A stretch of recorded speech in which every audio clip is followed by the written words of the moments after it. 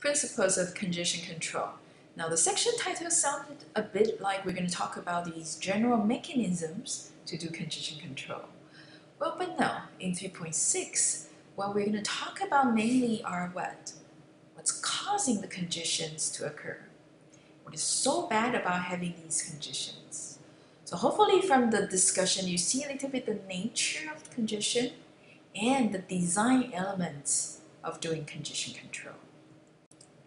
Congestion is this thing, having too many sources sending too much data too fast into the network. And by network here, I actually meant the core of the internet. All right. So congestion here sounds a little bit also like the problem we see in TCP, such that we need flow control. The situation there is that the TCP source sending too much data too fast into the receiver buffer. So the congestion there occurs at the receiver. And the resources that's being exhausted is the receiver's buffer space. Now when we're talking about network congestion, congestion is occurring here. Routers. And these are the machines that are in the core of the internet. And the resources that we're exhausting there when congestion occurring are these, the buffer space. So router buffer is the resource that we're trying to handle. Now when we are all sending data into the core of the internet, you see that these buffer space can quickly be exhausted. If not, hey, we will have to wait a long time, or these packets will have to wait a long time, right, until they get served. So what's bad about having congestion is this. We see packet loss when the buffer overflows, or long delays when there are lots of packet waiting there to be served. Congestion there is one of the top problems in computer networks, just like reliable data transfer, and probably a little bit more serious than reliable data transfer these days. Coming ahead is a series of these scenarios, growingly more general, and hopefully by the end of the discussion, you see congestion is something that's really bad. You could invest a lot of time, a lot of resource, but you ended up having nothing. Scenario 1 is this. Okay, you see here, we have two senders, host A and host B, two receivers. Okay, so two servers receiving requests, I suppose. So two senders, two receivers. And we do have a link in the middle. And the capacity is what? R. And there's a router on the link and carries infinite amount of buffer space. Cool. So what that means is that there are no packet drops, because it just takes a long time for the packet to go, but they are never dropped because we have infinite amount of buffers. Now let's assume that there's no bit error, therefore there's no need of retransmission because there's no packet drop and no bit error. Okay. Now let's use lambda here to denote the rate host A and host B are injecting data into the network. Okay, so host A and host B are actually raising the rate, okay, as time goes. Let's use lambda out to denote the amount of data that arrives at the receiver. Now, when lambda in is really low, starting from here, when we increase lambda in, the more data we send in here, the more data comes out here. Okay, so lambda out will actually increase accordingly. But this will only go up to here. When we exceed the link capacity, because there are two flows and link capacity is R. So each flow gets only half of R at best. That means lambda out here can only, at best, being R divided by 2. So even though lambda in continues to send more, but no, we hit the limit, hit the ceiling here because resource is limited right here. We don't get to push more out. So increase sending rate, receiving rate accordingly. But here, even though we're increasing increasing the sending rate, but the receiving rate remains the same. Now, the delay is going to show this way because when lambda in continue to increase, as you reach half of R, it reaches also the link capacity, right? Because this is also half of R, this is also half of R. And so at here, it's R completely occupied. So when we approach the link capacity, the queuing delay is what? Yeah, approaching infinity. So the first bad thing you see already, long delay, when we send a lot more data and more than what the network can accommodate. And scenario 2 is actually very much like scenario 1. The only difference is this. The buffer space in the router there in the middle now has only finite amount of space. So in scenario 1, we have infinite buffer, so we don't have packet drops. Right? So what's bad about that scenario is just we will have long delay. But now in scenario 2, we have finite buffer space, so potentially we could have what? Packet drops. So potentially we need to retransmit packet. And retransmission here is at the TCP layer. So if lambda in is what the application layer processes generating the data to send out to the network, that lambda in prime denote the amount of data the transport layer needs to send into the network in order to complete the job. Okay? Then we'll see lambda in prime should be greater or equal to lambda in because it should definitely contain the amount of data we need to send out and plus potentially retransmissions of some of these data. Right? Lambda in, lambda out, the same thing. At the application layer, lambda in is going to be very much like lambda out. How much we send out, in the end, at the end of the time, lambda out is going to come out. And that was just to describe scenario 2. Now, let's assume the sender knows perfectly well when the router buffer is available. Okay, so sender sends data out only when there's buffer available here. So no packet drop. Okay, the scenario goes like this. At the transport layer, now we keep a copy of the data just in case we need to retransmit. But the packet will arrive at the router because there's free buffer space, so it travels through the network, reaching the destination. Okay? And that goes back and we remove the copy. Right? So this is when the sender has perfect knowledge of the routers in the middle of the internet. Now in this case, there's no need of retransmission either, so lambda in prime is essentially the same as lambda in, and lambda in is essentially lambda out. So you see the same curve. We could have lambda in increasing and we get the same lambda out up to the capacity of the link. To be more realistic, let's assume sender does not know whether the buffer space in the middle here is going to be free or full. Okay. So we'll have packet loss this case because when the packet arrives at the full buffer, it's going to be dropped. And in that case, they will have to resend the packet. So packet arriving at the transport layer, at the sender side of transport layer, we keep a copy.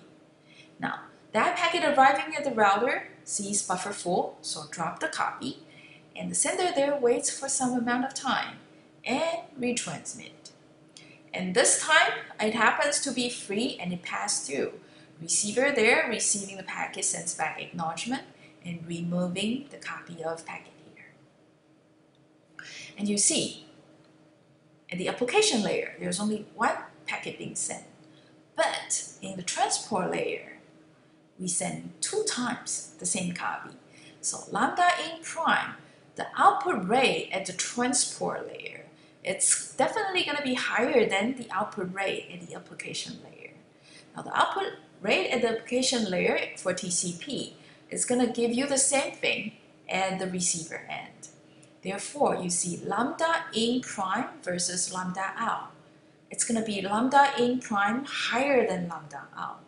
So in the end, even though the lambda in reaches its capacity, half of R, okay, but we don't get exactly half of R out here, because some of these half of R is going to be used for retransmission. So this margin here, unfortunately, is used for retransmission. So the actual amount of data coming out, less than half of R. And you see here, the bad thing, number 2, we have retransmissions when there is congestion here. To make it even more realistic, we know earlier when the buffer is full, the packet can be lost. The thing is that at the sender side, in order to detect if there's a buffer full, if there's a packet loss, we set up timer as well. Okay, so these timer can go out prematurely and therefore sending copies while we don't really need it. So it's illustrated by the animation here. Data coming from the application layer process, we keep a copy at the transport layer sender just in case we need to retransmit. Now let's assume that the buffer is free, but in case the timer is too short, we time out prematurely. We ended up sending 2 copies of data here, okay? While only one copy of it will be arriving at the application layer. So lambda out remained the same as lambda in, but we see here, the lambda in prime, this is going to be higher than the lambda in prime in the previous assumption, where we do not assume the timer can go out prematurely. So the performance of lambda out here as lambda in prime increases is going to go slightly worse. The margin here is going to be bigger because what? Lambda in prime here, we need to take into account the retransmissions. Now we also need to take into account the duplicates that are not really necessary. So we see delay being bad, retransmission being bad, and what's even worse is that we could have unnecessary retransmission. Now if you think about it, congestion, we see that having packet loss, having delay, not good. But to address packet delay issue, to address packet loss issue, we need a retransmission mechanism, the RDTs. As a result, what? We are actually generating more traffic into an already congested network. So the cost, okay, of congestion is actually not that trivial. Okay? It's not just that the delay rises, it's not just the loss increases, but also the traffic being dumped, injected into the internet also increases. So in the end, the internet is doing even more work, while the throughput is not getting better and sometimes even worse. As you see, the margin here is bigger than the previous case. If you think scenario 2 is bad already, where we do more work, right? Lambda in prime increasing, but lambda out increases at the beginning but saturates toward the end. Okay? So beyond certain point, the more work you do, you don't get more results. Okay. But here, I'm going to show you an example. Yeah, at the beginning, the more work you do, the more results we get. But in this scenario, the more work you do, you might end up having less results. And the even more work you do, the even less results. And here's the scenario. We do have 4 senders now, or 4 hosts, A, B, C, D. Okay.